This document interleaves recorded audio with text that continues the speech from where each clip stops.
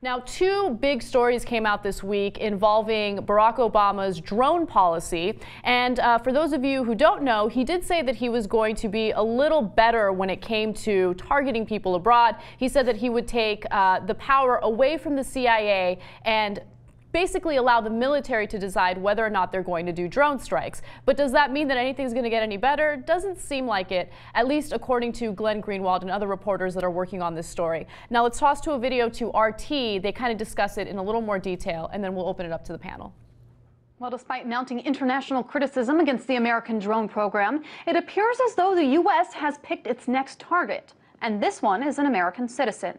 The Associated Press has confirmed with 4 U.S. officials that the U.S. is now targeting an unnamed American who is believed to be an al-Qaeda facilitator and who is actively planning attacks on American citizens overseas. Officials are now in the process of building a case against the man to prove that a drone strike against him is legal, constitutional, and necessary. The Justice Department will then present the president with a formal review, and the president will have a final say. Meanwhile, a new article by Glenn Greenwald and Jeremy Scahill details the National Security Agency's role in drone attacks. Now, according to the article, the primary method used to locate targets is a computer analysis of metadata and cell phone tracking technology. Oftentimes, that data is inaccurate. So in other words, instead of using an informant who is on the ground watching the suspect's movements, the drone targets the area where the suspect's cell phone is located. And sometimes that phone is in the hands of a friend or in the hands of a family member rather than the suspect himself.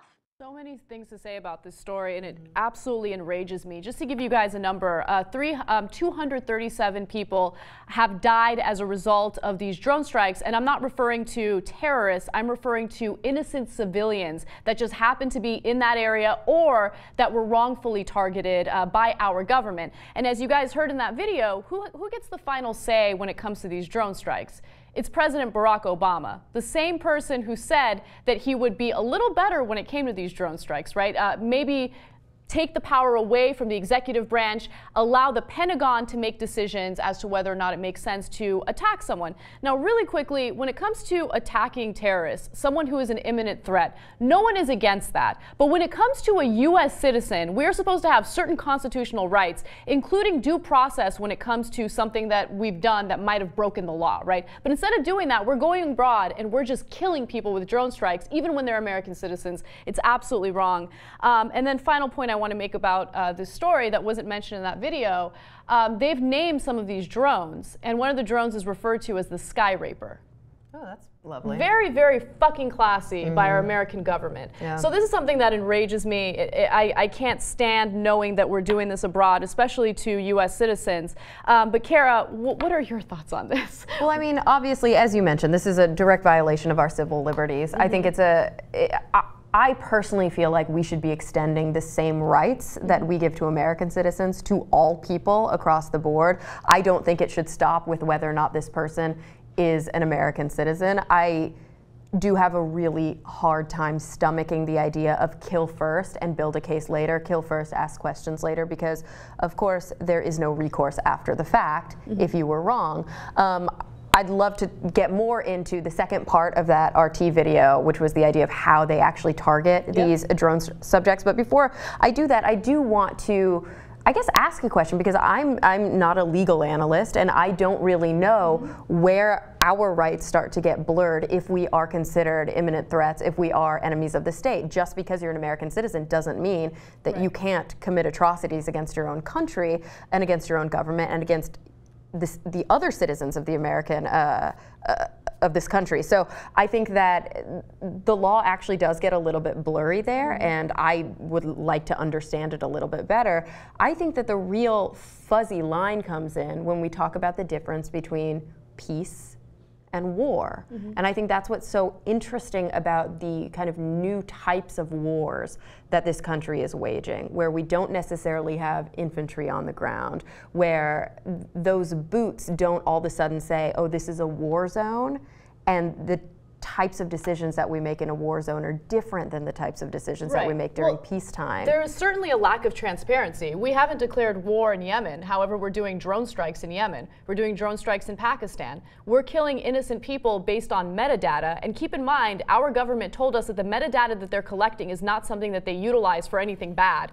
I think it's pretty bad when you use metadata to justify doing a drone strike on someone who might be carrying a cell phone with a SIM card. That's the way that they target people. And I think that this is the future of war for this country. And I think that problematic. A lot of people look at it as a benefit. They look at it as a move into the future because we're no longer sacrificing large droves of individuals who could potentially be casualties.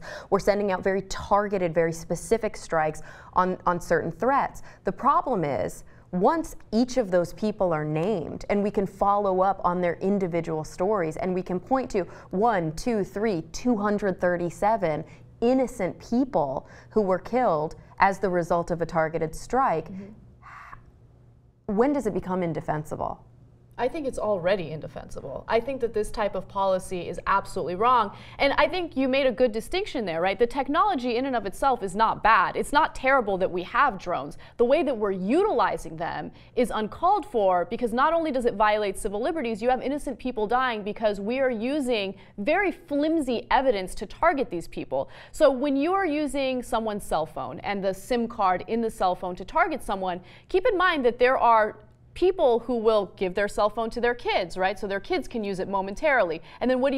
You do a drone strike on that person, and then an innocent person dies as a result. And also, we've already set a terrible precedent with Anwar al-awlaki, right? Where we've already killed a U.S. citizen with absolutely no due process. And his child. And then killed his 16-year-old later, okay? It wasn't during the same drone strike, it was later. So I am now filibustering this conversation. I apologize for that, something I'm passionate about.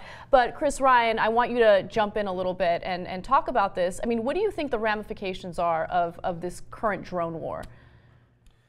Well, I think we're at a unique moment in human history, and Cara touched on it a little bit when she said that we no longer have to put thousands of people in harm's way by sending soldiers to invade a country or whatever.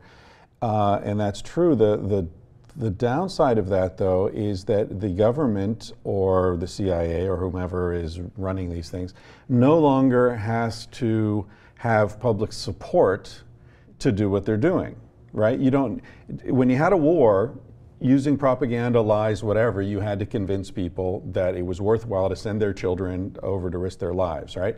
Now you don't have to do that. All you need to do is have a couple hundred guys sitting in bunkers outside of Las Vegas who they, pick up from online video game places and run these things. You can just pay them, it's just a job. They're not in harm's way. No one's in harm's way. So there's no longer any public restraint on this exercise of force. I think the essential problem, I mean, that's a new issue, right? But I think the essential issue is eternal, and it's that this country is functioning in the legal sense and in the international affairs sense. They're motivated by trying to instill fear, not respect. That's absolutely right. You hit the nail on the head. How do we justify our actions abroad? Through the fear-mongering that we get from our mainstream press. There's a very us versus them mentality, but oftentimes we forget the fact that out of these 237 innocent people that were killed, the majority of them are women and children. How do you sleep at night? How do you justify this type of indescribable hatred toward a community, a group of people, where you're just terrorizing them? And that's the thing. We do all of this in the name of fighting terror, right? You would justify it if you were achieving your objective. Exactly. And the objective is, let's say, to win the war on terror. Are the drone strikes winning the war on terror? I don't think so. Again, we have an example of this. I mean, the Israelis have been doing targeted killing for decades now. Now, again, one can argue that that has increased the security in Israel in the short term, but it has not achieved their long-term goal, which is to have a peaceful country in a peaceful region. If anything, it's actually producing more and more terrorists. Yeah, it's perpetuating the system. You can't fight terror with terror.